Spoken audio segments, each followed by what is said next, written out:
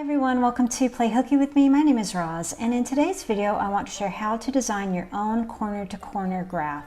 I've had several questions about this recently, specifically how to measure and size, and also how I'm using my iPad to create my patterns. So I've broken this video into 3 sections. First, just a couple of quick tips as you start planning out your project. Second, how to measure and figure out the size and tiles you need for your project, and this is a lot easier than you may think. And then in the third segment, I'll share how I like to take my design and convert it into a graph. As always, there are timestamps below so you can jump to your point of interest, and I think if you hover over that little line under the video, you'll see chapters and you can just find your way through that way as well. The biggest tip I can give here is to simplify, simplify, simplify. Even when you think you've chosen or created a simple design, you'll find it's more complicated when you start crocheting it. I've unfortunately learned this the hard way. But a good rule of thumb is if you decide to do something with a lot of details, you'll want to use it for bigger projects, something like a blanket or a wall hanging. But if you do want to work smaller, something like a block or a pillow, you will want to use a simple design for this or use smaller tiles. I have a video where I share how to create different C2C tiles, and I'll leave a link for it in the description box below as well as at the end of the video. Go ahead and make yourself a swatch like I've done here using the yarn and the hook that you're going to be using for your project. I would recommend that you make yours at least 4 blocks long. You can go down to 3, it really doesn't matter, but I found the 4x4 really is easy to work with. Okay, once you have your swatch ready, it's time to take a measurement of it. Measure the width and the height. Mine is a 3x3 inch, and it took me 4 tiles to reach that 3-inch mark. For this example, I'm going to pretend that I'm creating a project that is 18 by 18 inches.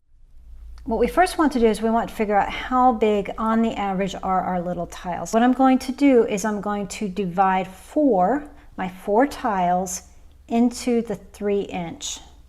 So that would be 3 inches, just do the number 3, divided by 4. And there you go, is 3/4, 0.75. So I know that roughly all of my tiles in average are about 3/4 big. So I'm just going to jot that on my little paper here. Great. So now you're going to take the size of your project and figure out how many tiles you need. So for me, I'm working on an 18-inch square, right? So I'm just going to take 18 and divide it by the size of my tiles, which is 0.75.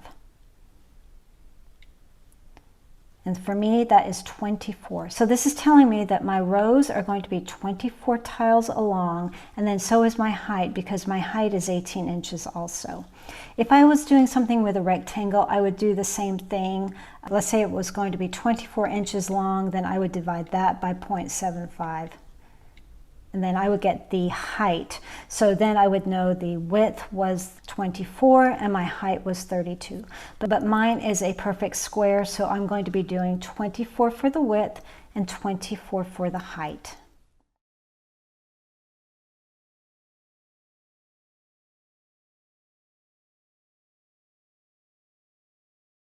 Now we're ready for the fun part. We're going to go ahead and make our graph. Now I like to use Procreate and Stitch Fiddle. By the way, I am not sponsored by Stitch Fiddle or Procreate. I just love both of these platforms, and you guys asked how I do mine personally, so I'm happy to show you. So I'm just going to start with a new canvas. I'm just going to use a piece of paper. Now I already have it set for the grid, but let me just show you how you get there. Choose the brush icon. In your brush library, come down to textures, and then you'll see the grid. Choose the grid. I have it all the way to the highest brush that I can do, brush size, I guess I should say. And now I'm just going to draw over my piece of paper. Be sure not to lift your pen up when you're doing this because it will restart the grid. See? You don't want to do that. And now what I'm going to do is I'm going to crop this down to the tile size that I know I need for my project. I know that I need 24 by 24 for my pillow. So with this little gear here, I'm going to crop and resize within the canvas icon. And then I'm just going to reduce this down to 24 by 24. Okay, it looks like I'm at 24 by 24. Now within the settings, I'm going to resample the canvas here, and then making sure that I'm still in inches, I'm going to put 18 by 18 here. I just had a little calculator there, making sure I'm in inches, and that's pretty darn close. We're going to call that done. And now I have my graph. And then at this point, I have it set on normal. I want to change that to multiply. That way you can see the artwork through it when I add it. Good. And now I'm going to lock that so that I don't mess it up.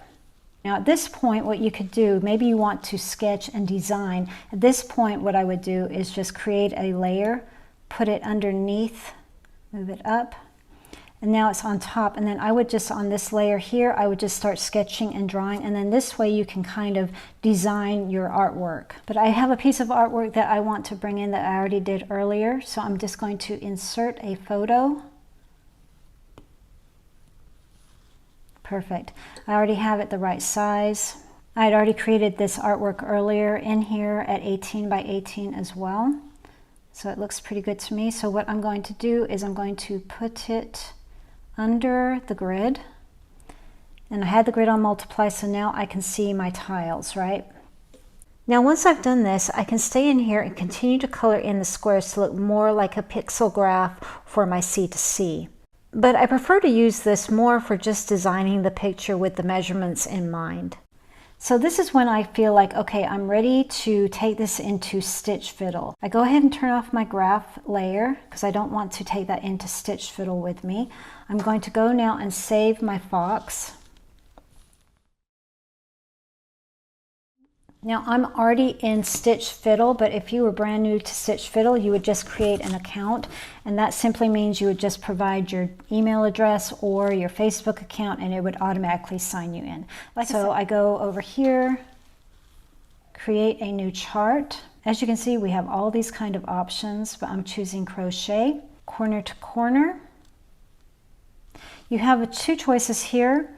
The empty chart or from a picture. If you totally wanted to bypass the Procreate section, you could just create an empty chart with your dimensions and draw with the pixel painter in there. I have a picture already, so I'm choosing that. We're going to go back into this little area here. And as you can see, it gives all of these options here for sizing. You have exact crop and size. So right now I know for me personally, I need to get my square count down to 24. And I'm going to do an exact crop to make sure it's 24 by 24 for my square count. And now we're good to go. Okay, this is what I'm going to use now. I want to save my chart so that I can start working on it. Boom, now we have our graph. This is where I spend a lot of time because as you can see clearly, this doesn't look that great, right? I need to keep working on this to try to make this look like a fox again. So, okay, I pushed this little pencil area here and it gave me my colors. This just went ahead and picked out all the colors that I have in my graph. And now what I can do is just kind of plug and play here. And so at this point, I'm just going to spend a lot of time playing with these pixels, seeing if I can make this start looking like a fox. And I find it really relaxing and fun to do. Now I would keep playing with this, but for the video, I'm just going to stop here because I want to show you what I do at this point. You can actually save your file. Here's the little area here. But what I like to do is, since I'm on my iPad, I'm done. And I'm just going to take a screenshot of this and then import that back in Procreate. Okay, and then I'm just going to crop it, save to my photos, and then I come back into Procreate, and now I have my graph. And what I like to do at this point, and this is just my own little thing, is I like to come in and I just go ahead and erase these numbers. And this is what I use to work with. So at this point, I will lock this so I don't mess it up. I'll create a new layer. And now making sure that I'm working on that top layer, this is what I use to figure out what I'm doing. Okay, so I hope that helped, and I hope you got something out of this video. I hope this gave you some ideas just to get the ball rolling. If you like to make C2C graphs as well, I would love to hear from you. I'd love to hear what your process is, or if you have some recommendations or different programs that you like to use, please leave some comments in the box below. And also check out these other videos to learn more about corner to corner and making graphs.